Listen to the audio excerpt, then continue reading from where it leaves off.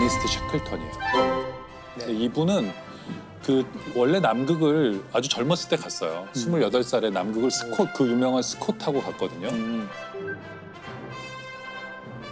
근데 갔는데 실패하고 돌아왔죠. 근데 이분은 남극에 뭐가 있는지 두 번째로는 이제 스콧 아니라 자기가 자발적으로 또 해가지고 또 자기가 이제 탐험대를 조직해서 남극을 가요. 근데 탐험대를 조직하는 게 그 천문 그거랑 되게 비슷해요. 펀딩을 해야 돼요. 사람들이 돈을 막 크라우드 펀딩. 크라우드 펀딩을 해서 막 소액 헌금한 사람도 있고 막 기부도 받고 부자들 만나면서 설득해야 돼요.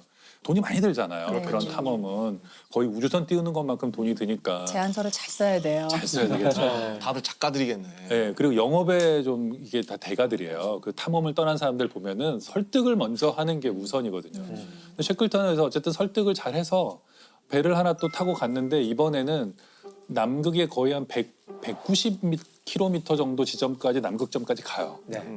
그 정도면 거의 서울에서 한 대전 뭐 좀 그렇죠. 넘어가는 그 정도까지 얼마 안 간다니까 탐험이라면 거의 다 간 셈이죠.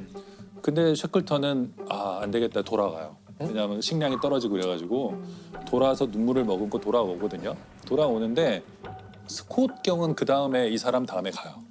그 스콧 경도 역시 그 남극에서 노렸잖아요. 근데 스콧은 남극에 못 간 줄 아는 분들이 많이 계세요. 스콧은 남극에 가긴 갔어요.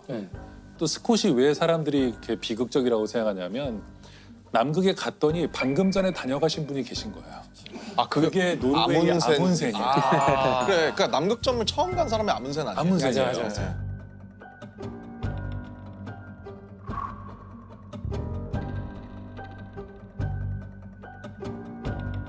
노르웨이한테 지다니 탐험하면 영국인데 그렇게 생각했기 때문에 또 달 탐사를 하듯이 박차를 가해서 그리고 셰클턴은 그래서 뭐 이미 아문센이 정복을 했기 때문에 목표를 이제 또 펀딩을 받아야 되니까 또 가야 되니까. 우리는 횡단을 한다 이렇게 얘기했어요. 횡단. 가서 오는 게 아니라 한번 같은 건너버리겠다. 곳, 질러서 그냥 횡단을 하겠다. 그리고 원대한 목표를 이제 세웠고 이제 그런 경쟁해야죠. 명분으로 셰클턴이 또 펀딩을 해서 세 번째로 배를 타고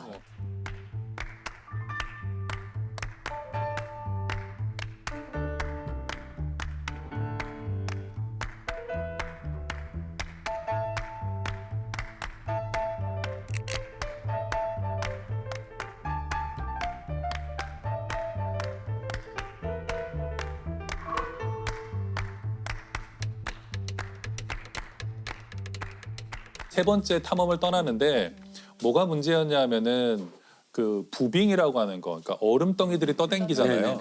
남극까지 가지 못하고 그 어디선가에 거기에 갇혀요. 갇혀가지고 배가 배가. 그 얼음 사이에 갇혀서 거의 한 10달 정도를 얼음에 갇혀 있어요.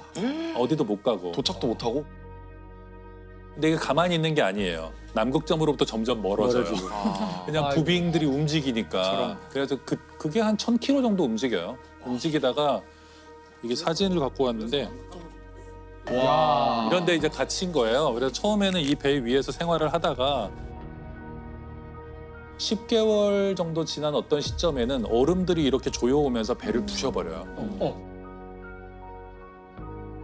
이 사람들은 결국 배를 버리고 배에서 나오는데 가장 가까운 사람이 살고 있는 전초기지까지 무려 한 1900km 정도 떨어져 있어요. 200km. 여기서 제가 재봤더니 서울에서 몽골의 울란바토르까지 걸어가면 되는 거예요.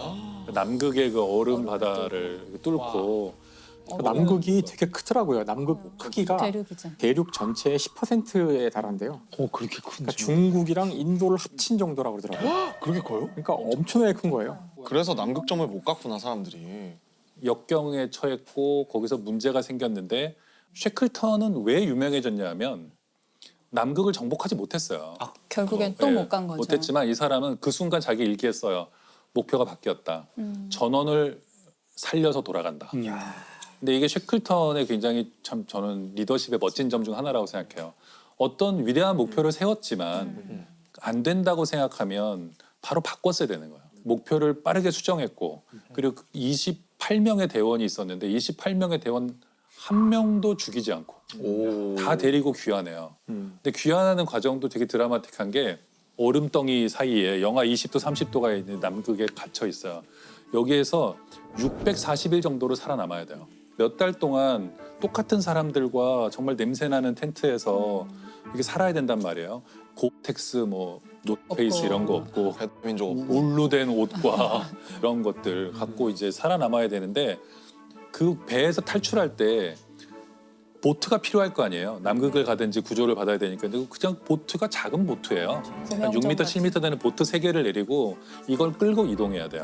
그 대원들이 20 몇 명이 이걸 끌고 캠프에 짐과 이런 걸 가져가야 되거든요. 무거우면 안 되잖아요. 그렇죠. 무거우면 사람들이 지치고 화가 나니까.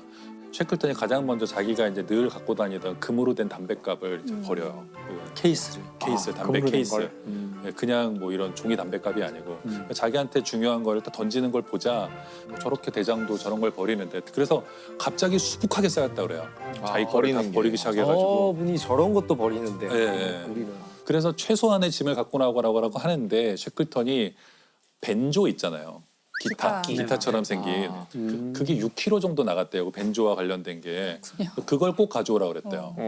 근데 그게 나중에 큰 역할을 해요. 대원들이 힘들 때 누군가가 연주를 하는 거예요. 사기를 북돋아. 노래 부르고 막 그 사진사가 그 카메라 굉장히 크거든요. 그 당시 카메라. 인증샷.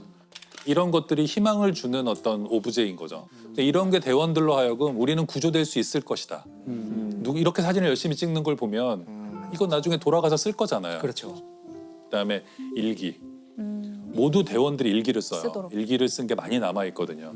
일기를 쓴다는 것은 우리가 굉장히 힘든 순간에도 일기를 쓰면 힘이 생기거든요. 그래서 이렇게 모험하는 사람들이 스콧경도 마찬가지 일기를 많이 쓰는데 부빙이 두껍고 안정적으로 보였는데 여름이 다가오면 점점점 부빙이 작아지는 거예요. 작아지고 얇아지고 쪼개지고 그래서 엘리펀트 섬이라는 작은 섬에 이렇게 대원들이 겨우 상륙해요. 막 얼음 쪼개지고 막 이러는데 겨우 상륙하거든요. 근데 거기 28명이 어쨌든 전원이 도착해요.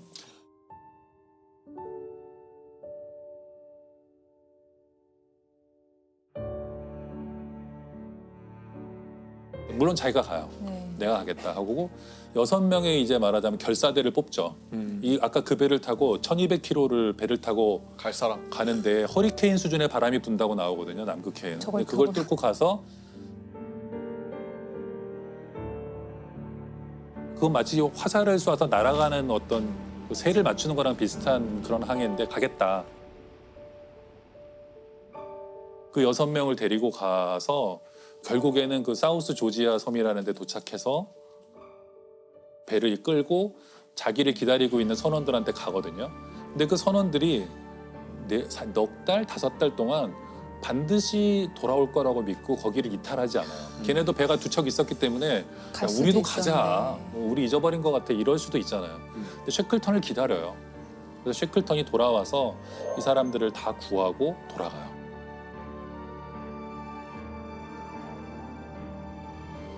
소설로 써도 안 믿을 내용이네요. 예, 예. 너무 비현실적이라고 생각할 정도로 이런 게 이제 기적이죠. 이 셰클턴은 갔다가 돌아왔기 때문에 사람들이 셰클턴이 결국 남극에 못 갔고 돌아온 것에 대해서 비난을 많이 해요. 당시엔 그랬어요. 그래도 한번 남극점을 가면 가봤어야 왜냐면 나라의 된다. 명예가 걸려 있잖아요. 아. 그 당시에는 그냥 약간의 희생을 치르더라도 정복을 하는 것이 정의라고 생각했던 시대예요. 나중에 시간이 한참 지나서야 그가 사실은 얼마나 대단한 일을 했는지가 이제 자료들이 점차 나오면서 이제 알려지게 된 거죠. 그러면 셰클턴이 사실 현대에 와서 재평가 받는 이유가 한 7, 80년대만 해도 제가 알기로는 굉장히 카리스마 있고 추진력으로 사람들을 이렇게 막 예를 들면 머리채 잡아서 이끌고 네. 이런 리더십이 주목받았다면 사실 최근에는 어쨌든 뒤에서 밀어주고 그런 리더십 때문에 셰클턴이 다시 재평가가 되는 그렇죠. 거겠죠. 그런 면이 있죠. 굉장히 솔선수범하는 면도 좋고 윤리적이었다는 거. 굉장히 그 셰클턴에 관한 모든 기록들이 깨끗하구나. 굉장히 깨끗하고 언제나 자기보다 이제 대원들의 안전 같은 것들을 이렇게 우선시하는 그런 것은 뭐 분명하고요. 저는 이제 거기에 또 하나가 있다면 대원 하나하나가 다르다는 것을 알고 그 대원 성향을. 하나하나의 성격을 열심히 관찰하고 쟤는 ENFP다. 뭐 그런 식으로 그리고 얘는 약간 좀 불화를 일으킬 것 같다. 좀 잘난 척이 심하다. 자기 텐트에서 재웠어요. 다른 대원들에게 불화를 일으키지 못하도록. 그럴 수 있으니까. 또 얘는 별로 할 게 없네 그러면은 뭐라도 일을 맡겨줘서 할 일을 만들어주고 그냥 무조건 나쁜 사람은 없잖아요. 그렇죠. 상황에 안 맞는 사람도 있는 것이고 지금 당장 뭐가 불만인 것도 있을 것이고 이제 세클턴은 그거 하나하나를 다 이제 만족시키거나 아니면 그에 맞는 자리를 주려고 노력했고 또 하나 이제 제가 아까도 잠깐 말씀드렸지만 저는 문화 예술의 중요성 이런 걸 알았던 사람이라고 생각해요. 탐험가로는 벤조, 드물게. 글쓰기. 네, 그리고 네. 놀이. 왜 예술을 언제 했었냐면 사람들이 이거 탐험을 했다 그러면 맨날 이렇게 뭐 끌고 가는 것 같잖아요. 간 날이 며칠 없어요. 견디는구나. 견디는 거예요. 좋은 날이 오기를 기다리고 이럴 때 이걸 견디게 해준 게 이제 예술이고 그러니까 굉장히 힘든 상황이지만 연주하고 축구 경기 열고 그리고 뭐 음악 감상회 같은 걸 열어요. 축음기를 하나 또 갖고 갔거든요. 예, 크리스마스든 뭐든 억지로 막 기념일 같은 거를 다 찾아서 만들어요. 그리고 표류한 지 1년째 되는 날도 기념해요. 우리 기념일. 좋은 날 아니잖아요. 조난 기념일. 네, 이런 거. 야, 우리 드디어 표류한 지 1년 됐다. 또 먹자 이래가지고는 그런데 그 먹다 보면 그런 생각이 들잖아요. 어쨌든 1년 동안 살아남았잖아요. 그렇지. 그러면 순간적으로 기분이 좋아지잖아요. 대원들이 일체감을 느끼고.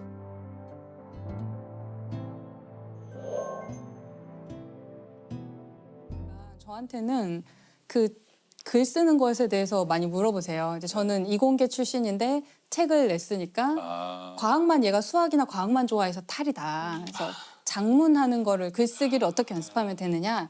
특별히 뭘 한 건 아니지만 일기를 많이 썼어요. 어릴 때 이렇게 대답을 했어요. 그랬더니 일기를 쓰라고 하면 될까요? 이렇게 여쭤보시는 제가 항상 그 똑같은 대답을 하는데요. 일기가 생존에 도움이 돼요.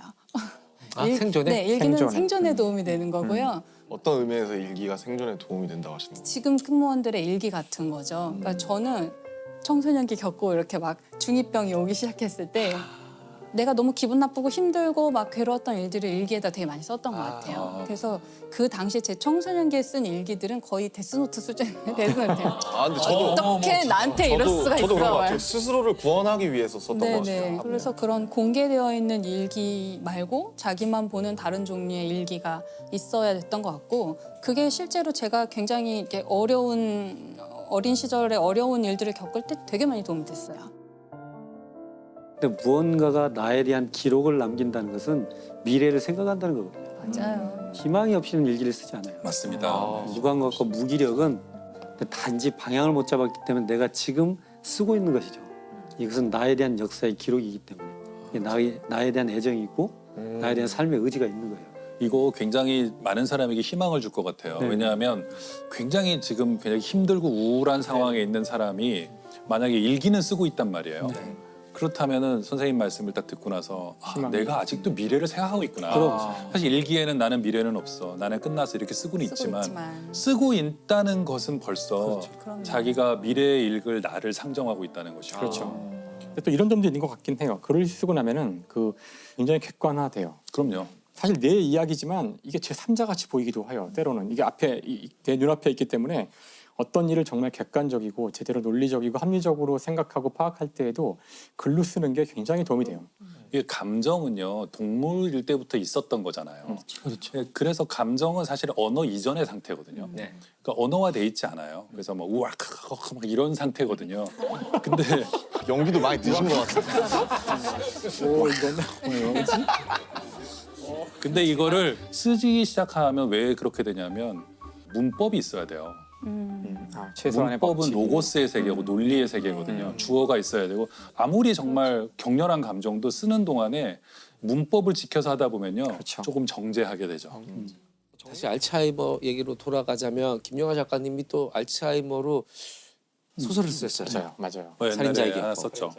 2013년에 살인자의 기억법 쓰고 네. 계속 저는 기억의 문제에 좀 관심이 많이 있었어요. 그 살인자의 기억법이라는 소설이 아마 말씀하신 것처럼 알츠하이머 환자 자체에 집중한 소설이어서 굉장히 인상적이었던 것 같아요. 그러니까 그 작중 인물 자체가 자기가 환자인데 환자인지를 모르는 상태로 엄청난 기술을 갖고 있는 사람인 거죠. 그래서 그 기술을 자꾸 사용하고 다니잖아요. 그리고 기억을 못하고 그게 되게 신선한 내용이었어요. 저는 그 소설 보면서 이제 예. 기억과 나라는 어떤 자아의 관계를 한번 생각해 보게 됐는데 내가 24시간 보는 모든 것을 다 보는 걸 다 기록하고 다 데이터를 남겨서 이걸 몽땅 다 저장해 놓으면 이게 나일까? 이제 이런 생각을 해본 적이 있어요. 이렇게 레코딩된 모든 이 네네. 데이터의 총합이 나하고 얼마나 다를까 생각해봤는데 제 생각은 결국 내가 아니라는 거였어요. 왜냐하면 그 망각이라는 것이 물론 이것이 이제 질병이 되면 참 끔찍한 일이지만 이건 사실 영화 감독님이 더 잘하실 텐데 영화 필름으로 찍은 그 필름의 전체 모든 찍은 양은 영화가 아니라 그렇죠. 영화를 어떻게 편집하는지가 그 영화가 어떤 것이 되는지 결정하는 것처럼 사실은 편집된 그 나의 인지가 나지 그럼요. 내가 본 것이 내가 아니라고 생각해요. 촬영이 반이고 편집이 반이다. 보통 이렇게 네. 얘기를 편집의 마술 그런 얘기들도 있고 어떻게 편집하느냐에 따라서 영화가 180도 달라지고 느낌 자체가 너무 달라지게 되니까 그러니까 사실은 망각에 우리 자아가 있는 거예요. 보는 것에 자아가 있는 게 아니라 기억에 내가 있는 게 아니라 웬디 미첼이라는 분이 있어요. 이분이 58세에 그런 알츠하이머 진단을 받거든요. 근데 이분처럼 이렇게 그 나이에 그런 진단을 받는 분은 많은데 이분이 특이한 점은 그때부터 블로그를 만들고 자기가 겪은 일을 다 쓰기 시작했어요.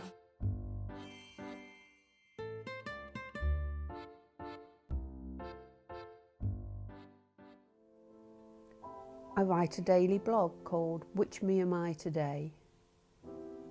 As my memory fails me more, so the blog has become a place where I can save all those special memories of events, thoughts and feelings.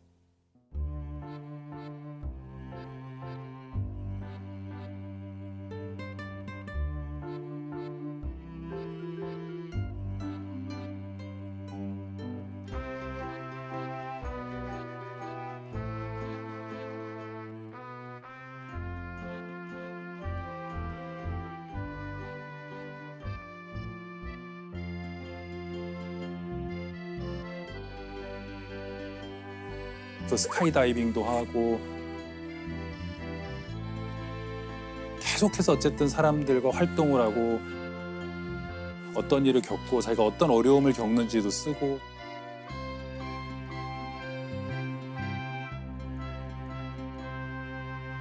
막 이러면서 책을 벌써 2권이나 내셨어요. 대단한 집념이시네요. 예, 그분 책을 보면 알 수 있어요. 우리가 알츠하이머 진단을 받은 사람들이 에겐 단계가 있고 그리고 어떤 단계에서는 어느 정도 기능을 충분히 할 수 있고 감정이 살아있다. 그리고 어쩌면 감정은 굉장히 우리가 그들이 감정을 표현하지 못하는 어떤 단계를 지나서도 남아있을 것이라고 추정할 수 있어요. 그 블로그는 계속되고 있는 건가요? 지금도 살아 계세요. 아직 살아 계시고 나중에 뭐 알츠하이머 무슨 협회 뭐 이런 데서도 굉장히 중요한 역할을 하고 계세요. 자폐의 역사도 보면 제가 의학사 읽는 거 좋아한다 그랬잖아요. 근데 자폐의 역사도 보면 어느 시점이 되면 자폐인들이 스스로에 대해서 발언하기 시작하거든요. 우리도 감정이 있고 우리도 권리가 있다면서 쓰기 시작하면서 많은 게 바뀌거든요. 네. 근데 알츠하이머나 이 치매는 이상하게 그런 사람들이 별로 없었어요. 그런 글이 많지 않은 이유가 처음에는 본인이 잘 부정하려고 할 것 같아요. 아 그럼요. 본인이 그 병에 네. 그럴 것 같아요. 상태가 심하지 않을 때는.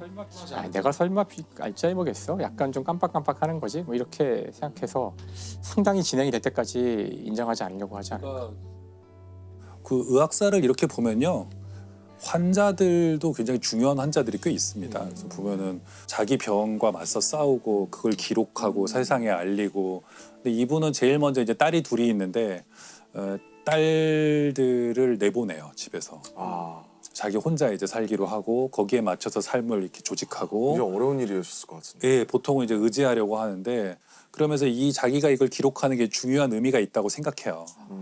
그래서 자기들도 아까 말씀드린 것처럼 감정을 가지고 있고 삶이 계속되고 있다. 우리가 이제 암에 걸린 분들도 자기가 암에 걸렸다는 얘기를 주위에 안 알리려고 하는 게 그때부터 모든 정체성이 지워져요. 그렇죠, 그렇죠. 네. 그 암 걸리신 분이 이렇게 되는 거예요. 암 환자 중에 하나. 암 환자 중에 하나예요. 그냥 이분이 뭘 하든 간에 맞아요, 맞아요. 이게 그 사람의 모든 정체성을 형성하는데 더더군다나 불치병인 알츠하이머 같은 경우에 이제 그 사람은 아무것도 할 수 없는 사람 이렇게 보기 때문에 자기의 존엄을 지키기 위해서 글을 쓰기 시작한 거예요. 아, 너무 전사시네요, 진짜. 많은 경우 인간들이 글을 쓰는 어떤 이유는 극한 상황에서 자기 존엄을 지키기 위해서 쓰는 거거든요. 내가 인간이라는 걸 알리기 위해서 글을 쓰는 거예요. 안내 일기도 생각나고. 그렇죠. 예.